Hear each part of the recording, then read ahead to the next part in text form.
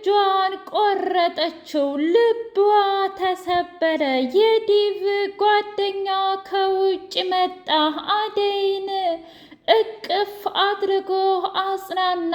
ተቀበረ። ልብ ይሰብራል። ኡፍ!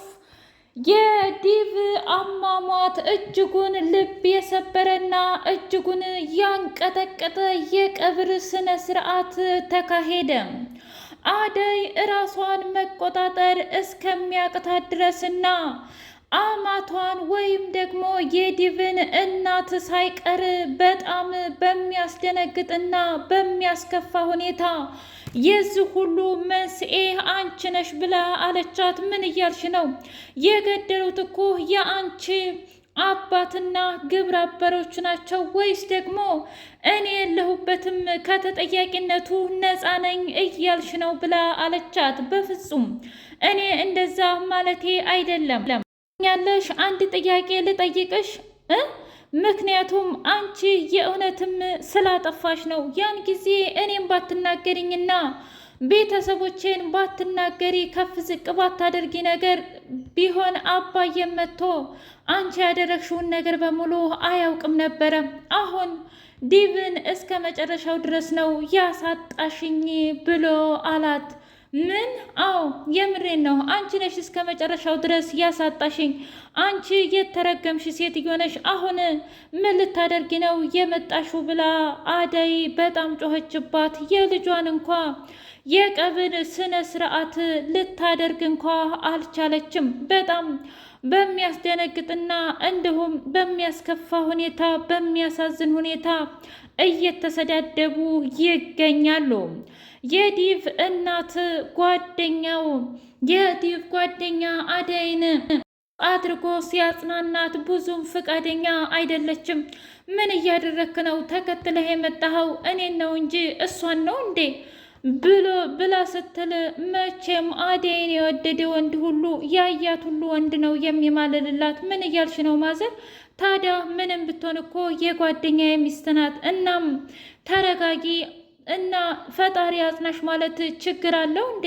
እንደዛ ከሆነ በፍጹም አታስቢ፣ ምንም ነገር አላደርግም ብሎ አላት። ትሰማኛለህ? እኔ እሱ ፍጹም አይመለከተኝም፣ ግን ደግሞ ልጄን ገለዋለች። ስለዚህ እኔ ራሴ እገላታለሁ ብላ መዛት ጀመረች። ቤሪ ጋር ደውላ ቤሪ አሁን ከባድ ነገር ማድረግ አለብን ብላ አለች። ምንድን ነው ታለም? አንቺ የፈለግሽውን ነገር እዘዥኝ እንጂ የምችለውን ብቻ ሳይሆን የማልችለውንም ነገር በሙሉ አደርጋለሁ ብላ አለች። እሱማ ምን ያልተፈጠረ ነገር አለ? ምንድን ነው ታዲያ ንገሪኛ። ምክንያቱም አሁን አደይን የምናስወግድበት መንገድ መጥቷል። እስኪ ንገሪኝ። መቼስ ከዛ ስቃይና መከራ በኋላ ማድረግ ያለብን ነገር ምን ይመስልሻል? ምንድን ነው? አልገባኝም። ምክንያቱም ማድረግ ያለብን አንድና አንዴ አደይን ማስወገድ ብቻ ነው ብላ አለች። ታይ እንደዛማ የእውነትም አይነፋም ብላ ስትላት፣ ነገርኩሽ እኮ የኔን ልጅ አሰጥታኝ በሰላም የምትኖር አይደለም። ስለዚህ ማድረግ ያለብሽን ነገር በሙሉ አድርገሽ እስከ መጨረሻው ድረስ ልናሰናበታት ይገባል ብላ ቀጠሮ ያዘች። ዶክተር አደይ ጋር ደውሎ በጣም አስደንጋጭ ነገር ሰማ። ምን ብሎ ሲል እንግዲህ የተፈጠረው ነገር ተፈጥሯል። አደይ እባክሽ ራስሽን አረጋጊና ወደ ከተማ ነይ ቶሎ ብሎ ሲላት ስልኳ እምቢ ብሎኝ ነው። እናም እንደማይሰራ ሰምቻለሁኝ። የሊሊ ስልክ በሰላም ነው ወይ ብላ አለች። አሁንም ስለ እሷ ነው እንደምታስቢው? ምንም አልተፈጠረም፣ ደህና ነች ሊልዬ።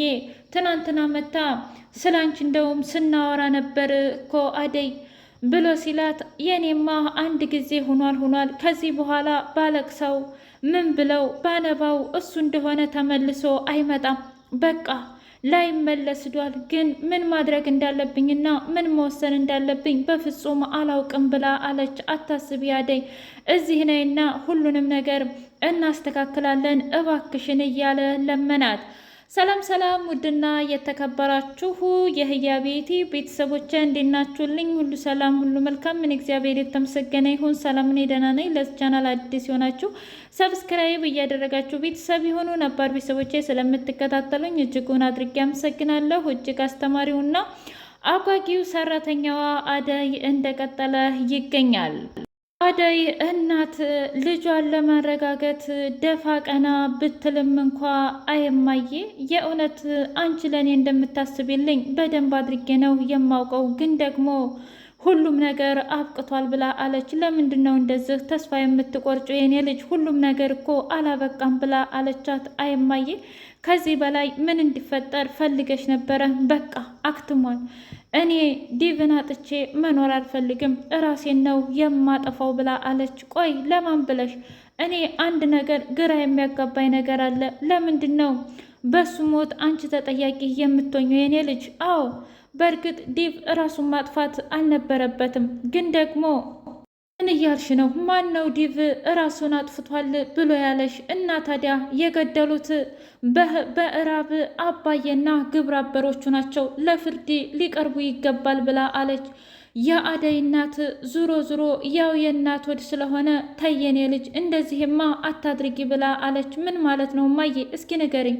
ምክንያቱም አባትሽ ነው፣ ምንም ቢሆን አባትሽን አሳልፈሽ ልትሰጩ ባልሆነ እኔ ምን አገባኝ ማዬ? እስኪ ንገሪኝ። የእውነት አሁን በአሁኑ ሰዓት ስለ ፍትህ እንጂ ስለ አባዬ የሚጨነቅ ይመስልሻል? የዲቭዝ እናት አታሳዝንሽም? ምንም ቢሆን እኮ ያጣችው እሷ ናት። እኔስ አንድ ጊዜ መቼም አይለፍልሽና በፍቅር አትጽኔ፣ የምትወጁን ሰው አታገኘ ብዬ የተረገምኩ ሰው ነኝ። ግን ደግሞ እንዴት ነው በዲቭ እናት ላይ የምትጨክኒው ብላ አለቻት። ጨክኝ አይደለም፣ ግን ይሄ ነገር እየተባባሰ ከመጣ በጣም ችግር ነው እና እባክሽ በቻልሽው አቅም እንደዚህ አይነት ነገር ባትናገሪና ባታወሪ ይሻላል ብላ አለቻት። ነው እማዬ እንደዛ ነው የምታስቢው? አዎ እኔማ እንደዛ ነው የማስበው የኔ ልጅ፣ ሀዘንሽን ዋጥ አድርጊው ብላ አለች። አደይ የምታደርገውን የምትሰራውን ነገር በጣም ስለማታውቀውና እንዲሁም ተስፋ ስለቆረጠች ዝም ብላ ሞት ነው የምፈልገው፣ መሞት ነው የምፈልገው እያለች ስትለፈልፍ ብርሃን የደነገጠች። እማዬ ይች ልጅ ወዴት እየሄደች ነው? ይች ልጅማ ልታብድ ነው መሰለኝ፣ ዲቭ ነው የምትለው ብላ አለች። አታስቢ የኔ ልጅ፣ ነገ ከተቀበረና ግባተ መሬት ከገባ በኋላ ምንም ነገር አታስብም ብላ አለች። ምን ማለት ነው እማዬ? ነገርኩሽ እኮ ቀን ሁሉንም ነገር ትረዳለይ ብላ አለቻት። አይ የኔ አደይ በፍጹም ልቧ ተሰብሯል፣ እንደዚህ ሁና አይቻት አላውቅም ብላ አለች። ወይኔ ጉዴ፣ በቃ አበቃልን፣ ከዚህ በኋላ ምንድን ነው የሚፈጠረው? እያለች በጣም በሚያሳዝን ሁኔታ እናቷ ተጨነቀች። አደይ ወደ ዶክተሩ ጋር ደውላ እኔ ላብድ ነው መሰል ዶክተር፣ የዲቭ ሞት እጅጉን ልቤን ተሰባብሮኛል።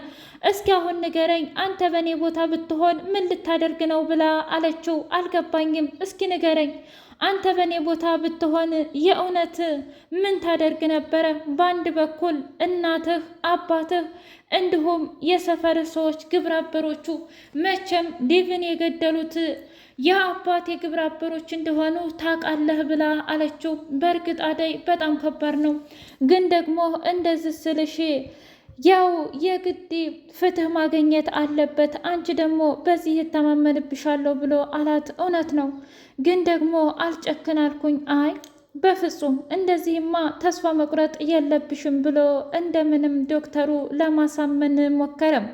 ሊልዬ ዲቭ መሞቱን ስትሰማ እጅጉን ልቧ ስብርብር አለ። በጣም ደነገጠች።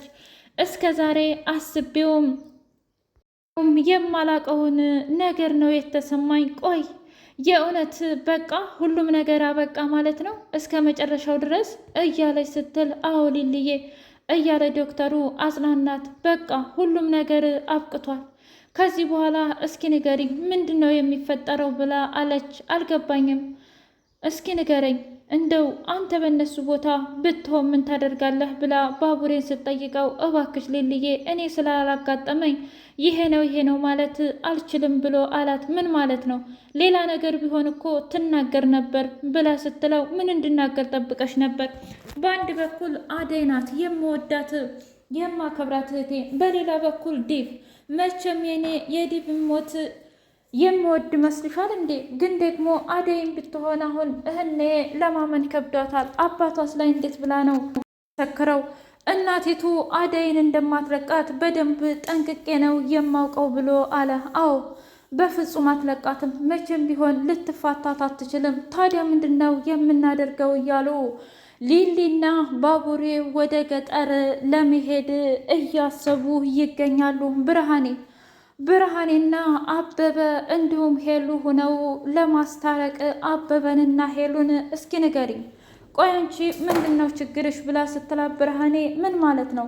መቼስ ወንድ ልጅ ነው ታዲያ ዝም ብሎ ቁጭ በል ነው እንደምትይው? ሂዶ ማስተካከል ያለበትን ነገር አስተካክሎ ቢመጣ ምን ችግር አለው? እንደ ሌሎቹ ሸምጥጧል ካደሽ። ቆይ ምን ፈልገሽ ነው ብላ አለቻት። ለሱ እየተደረብሽ ባልሆነ? አይ እውነት ለመናገር እየተደረብኩ አይደለም፣ ግን ደግሞ አንድ መገንዘብ ያለብሽ ነገር አለ። ምንድን ነው እሱ? ልገንዘብ። ምክንያቱም እሱ ሂዶ ነገሮችን አስተካክሎ ለመምጣት ነው እንጂ እዛው ለመቅረት አይደለም። ደግሞም እስካሁን ያላገባሽ ለአንቺ የተሻለ ነገር፣ የተሻለ ሽምግልና እንዲሁም ቀለበት፣ ለሰርጋችሁ ብዙ ነገሮችን አሜሪካ ያለውን እቃ ሻሽጦ ለመምጣት ነው ብላ አለቻት። እውነት አበበዬ? ለዛ ነው? አዎና። እና ታዲያ ሌላ ለምን ይሆን ይችላል? ስንት ዓመት ሙሉ አንቺም እኔም በፍቅር ጡዝ ብለን ትችሽ የሚሄድ ይመስልሻል እንዴ? ለምንድን ነው የራስሽን ህይወት ከሌሎች ህይወት ጋር የምታነጻጽሪው ብሎ አላት። እኔ እኮ ምን ላድርግ ብለህ ነው? ሊሊን ያደረጋትን አይተሃል። እኔም እንደሷ እንዳልሆን ብዬ ነው። ሊሊ ሌላ፣ ሁላችንም ሌላ ነን። ስለዚህ እባክሽን ሮማን እትዬ፣ እኔ በፍጹም ካንቺ አንድም የቁልፍ ፍርካሽ የምታክልም አልወሰድኩም። ከፈለግሽ ክሰሽኝ፣ ግን ደግሞ እስከ ዛሬ ላደረግኩት ነገር እጅጉን ይቅርታ አድርግልኝ። መሄድም አይጠበቅብኝም ነበር። አንቺ ልክ ነበርሽ፣ እናት ነሽ። መቆጣት ያለብሽን ነገር ብትቆጪ አይደብረኝም ብላ አለቻት። እስኪ ንገሪ ልጄ፣ ታዲያ ያለ አንድ ጥፋቴ እንደዛ ሁላችሁም እልም ስታደርጉኝ፣ በዛ ላይ የነሱ አልበቃ ብሎ እሱ ራሱ ተናገረኝ። ማን ነው የተናገረሽ? ያው ያንቺ አሹ ነዋ። ቆይ ግን ለምንድን ነው አሹ የተናገርከው ብላ ስትጠይቀው፣ ለምን ይመስልሻል ሮማኔ? መቼም አንቺ ሁሌ የማይገባሽ ብሎ አላት። ባክህን በጣም ይቅርታ አድርግልኝ። እውነት ለመናገር አንተና ዳይመንድ ኪንጎ ባትኖሩ ኑሮ እኮ እኔ እዚህ ሀገር፣ እዚህ ሰፈርም፣ እዚህ ቤት ራሱ አልሰራም ነበር ብላ አለች። ምን ጭራሽ እኔ ወንድምሽ ሆንኩኝ ማለት? መቼስ ከወንድሜ ሌላ ታዲያ ምን ልትሆን ትችላለህ ብላ አለችው። በየኔ ልጅ አሁን ይሄንን መቀበጣጠርሽን ተዩ እርሹ ብሎ አላት። አልገባኝም። አይ ምንም እንዲገባኝ አልፈልግም ብሎ አሹ እየተናዶ ወንድሜ ስላለችው ሄደ።